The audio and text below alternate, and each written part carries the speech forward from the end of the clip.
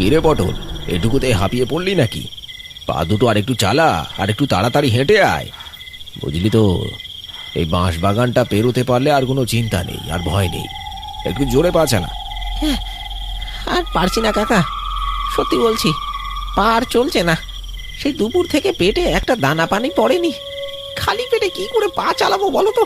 এদিকে তেষ্টায় যেন ছাতি ফেটে যাচ্ছে, মনে হচ্ছে এক্ষুনি মাথা ঘুরে পড়ে যাব। ওরে বাপ, আর একটু হেঁটে আয়, আর একটু কষ্ট কর, পাটা একটু চালা। দেখবি এক্ষুনি বাড়ি পৌঁছে যাব। তারপরে গিয়ে পেট ভরে ভাত খাবি, কেমন? আগে তো ভালোই ভালোই এই ভয়ঙ্কর বাঁশ বাগানটা পেরোয়। দিন থাকতে থাকতে বেরোলেই ভালো হতো।